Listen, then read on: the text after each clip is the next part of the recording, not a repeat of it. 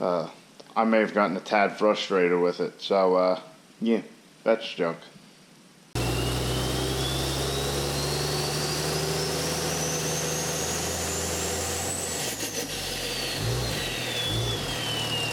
Hey guys, what's going on? How's everybody doing today? Welcome to the channel. If this is your first time stopping in, please make sure you subscribe, like the video, and comment. So, as you can see, it is currently blue skies and nice white fluffy clouds. It's also about like 70 degrees. It's a little warm. I was under the impression it was going to rain today, and it rained a little this morning, but that was about it. But as you can see, all the leaves are falling off the trees. So, it is indeed fall, even though it doesn't feel like it. But before we get out into the woods tonight, we do have a couple packages to check out. So I'm gonna put those on the tailgate of the gray truck. We'll open them up and find out what they are. They are indeed from Summit Racing, so that should be a clue. And speaking of packages, I shipped out the fuel, the fuel rail pressure relief valve, shipped that off to Alberta, and I shipped the factory fuel bowl and filter housing down to Florida. The wonderful Summit sticker pack that you get with every purchase. So, what we got here? Looks like we got some shocks. All Bilsteins or Blistein or however the hell you say it.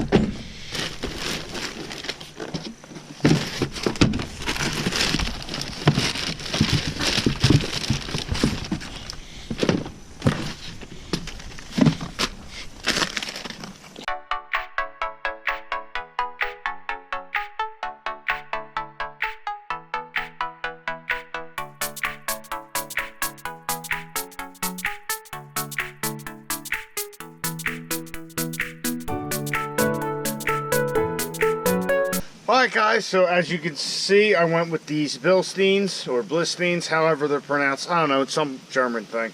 But these are our front shocks. As you can see, they are rather small. Let me grab a factory one. So if you put it next to the factory one, it is quite a bit smaller. Part of that is, you know, we put that shock tower delete plate in, so that brings it down, you know, about here, and so on and so forth. These, the part number was right here. They're a 5125 series. There's the part number.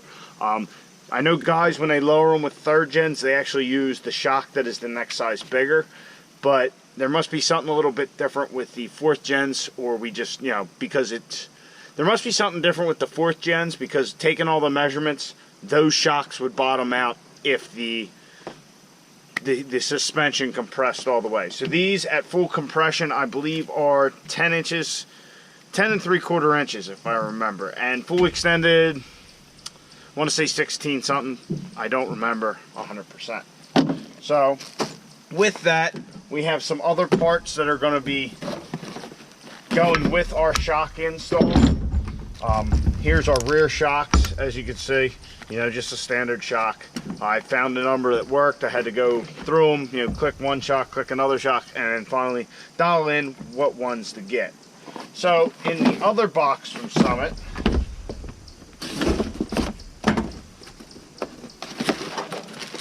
is another relay for our other auxiliary transmission cooler, which should be coming here shortly in the next day or two, and these metal bushings. So what are the metal bushings for? The metal bushings, if I can get it open, are for our shock to make it smaller. As you can see in the bushing, the bolt is nice and tight, but if we put it into the shock, it's all loosey-goosey. So what I did, and it's on Fleece's website, what ones to order. You know, here's the part number. So you can order these, but we had to order new bushings as well, so the front shocks can't actually go in yet. We can put the rear ones in tonight, but we're waiting on those bushings. They should be here the next day or two. As you can see, I got 6 bushings because I didn't know whether the rear shocks that we have the same bolt issue, but as you can see, we do not. So I will have to send 4 of these back. But if you're thinking about lowering your truck, I got 4 of them I can send you. So anyway, that's it for unboxing these shocks. We'll probably put the rear shocks in tonight. And yeah, I'm gonna head out into the woods. Okay, so a little flash forward, we're to the next day. Got out of the woods yesterday, got back in here, got talking to Dad on the phone, one thing led to another. Didn't work on the truck. So went out in the woods again tonight. Needless to say, I haven't seen a single deer in the woods all week, though it is starting to get chillier and chillier, so that's a good thing. Now, yesterday we got our shocks all in, and we were going to install the rear, at least that was the plan. Well, we got a couple more parts from Summit Racing to help us with that. The big one's the one, obviously, I'm excited for. The little one will open up now. If I'm to guess, I'd say this is just those bushings that I was talking about for our shocks. So these bushings with our sleeves, these bushings with our steel sleeves will allow the front shocks to work on our truck. So as you can see, like our sleeves, I actually bought 6 of each because I didn't know if the rear shocks were going to work, how they sit, which they do. So we will be returning some parts to Summit Racing. So our shock setup's all good to go. We'll be installing those completely tonight. Now, what's in the big box? This is the one I'm excited to see. Of course, the knife I grab is dull as shit. Transmission cooler that I chose to go with. As you can see, it is the D-Rail Performance Hypercool Extreme Mount Fluid Cooler. D-Rail is actually the company that makes the current transmission cooler we have. As you can see, that is also a D-Rail, which that is much smaller. This is actually the biggest one that D-Rail makes. The only difference is in size. This one is a 8 AN. I think they go all the way up to a 6 or 10 AN, and you can get a 6, so on and so forth. They might even have a 12. I'm not sure. But as you can see, it's a 40-row stack plate cooler. Stack plate coolers are supposed to be very efficient. The other one we have is a tube and fin, I think they call it. So, open this bad motherfucker up, and there it is. So, as you can see, here's our 2 AN fittings, and there's our cooler. It's nice, and it's got a nice fan. I believe this fan is actually 800 CFM. So it's pretty potent for what it is. And there she is. So there's our new transmission cooler. It's actually quite compact. It's probably 15 inches total long and I don't know, 13 wide going all the way out. But it's certainly nice. Nice big fan, shrouded, nice and thick. Like I said, this is their, I guess, most capable, their largest cooler. Let me see if the front says how much it's supposed to cool. It does not. I forget what it is, but there's a very nice transmission cooler that BD makes. It's like a double stacked one. I think it's plate, but kind of the same setup. If I remember, it was like whatever the number was for the amount of BTUs it would get rid of. That was like 40,000. This one's like 68,000. So this is a more efficient cooler, and it's like $100, if not a little bit more cheaper than that BD one. So that's why I chose to go with it. I still haven't decided exactly where we're going to put it. We tuck our other cooler up here on this one cross member. Maybe we'll move that somewhere else. I don't know yet. That's not going to be what we're getting into tonight. We might look at it, but that's about it. So, I've rambled on. We've jumped a day. Let's get our shocks installed.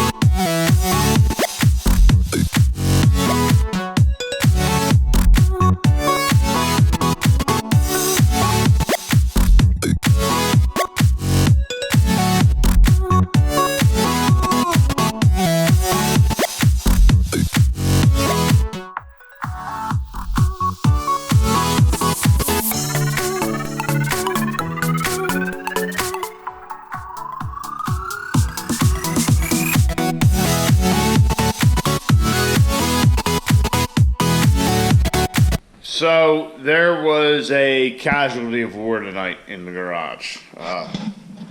Mr. Magnet and I had a disagreement. I lost one of the nuts for the top of the shock plate down in the coil spring. Couldn't find it, so I pulled the shock back out. Got looking, and I was using my magnet, and well, Mr. Magnet got stuck, and he didn't come out, and I may have gotten a tad frustrated with it. So yeah, that's junk. Oh well.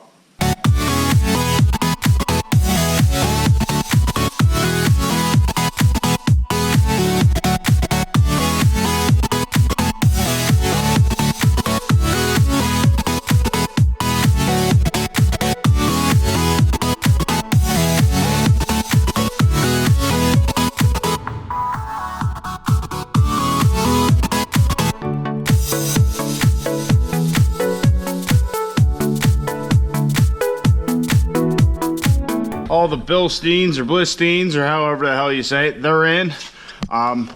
Everything's nice and tight. Got our plates in. The driver's side was a little bit more of a pain in the ass than the passenger side, which I'm sure you realize. But yeah, basically just get the bottom bolt in here in that hole. Get that in there, get that secured. Push your plate down. Which, with these, it wasn't too bad. I mean, driver's side, like I said, is tight getting in there. But if you can get on top of it, get your weight on it, start your nuts, tighten them down, and then I tried to actually, goddamn light. I tried to torque this nut. I think the factory spec's like 40 foot-pounds.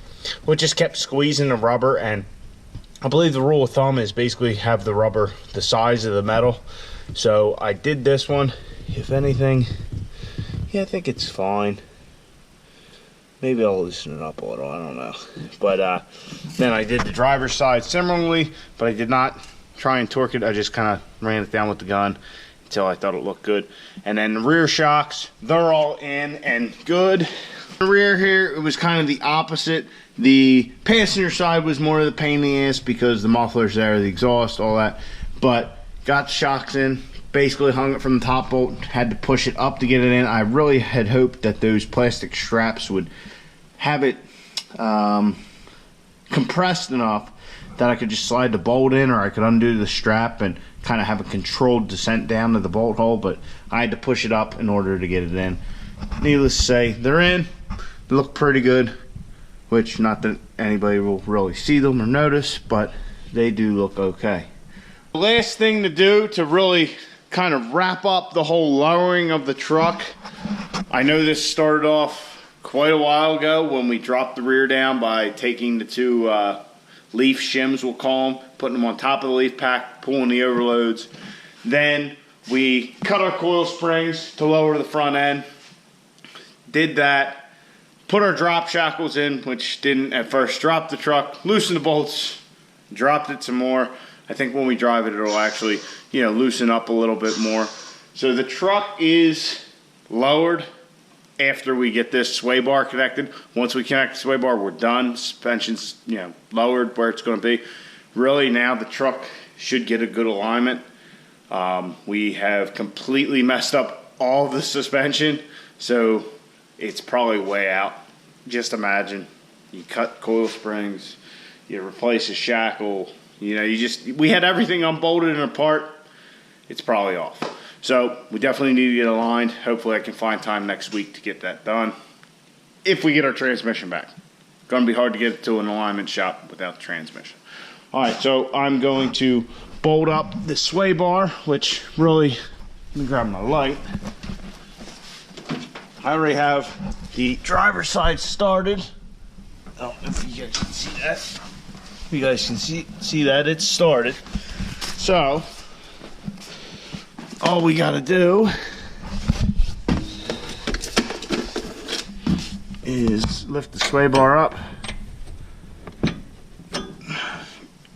get it on there, find my bushing and my nut, and tighten both sides. Then we are done. The front sway bar is now connected on both sides. So our lowering job is complete. So all the shocks are in, coils are cut, drop brackets in the rear. It's good and low. I mean, it's certainly looking less and less conspicuous. I mean, it almost looks like a two-wheel drive truck. Not that it really even looked like a four-wheel drive truck to begin with. So I was also playing with our cooler to try and decide where I was going to put it. I had thought for a moment maybe I'd put it in here, but I like the fact that we can take the truck to the track with the drag radials in the bed and a jack it up, change wheels and tires. You know, I just like the fact that we can still use the truck. You know, use the bed. Don't have to worry about, you know, when you're throwing shit in there and all that. So I think what I'm going to do is just end up mounting it up underneath the bed like you've seen somebody else do.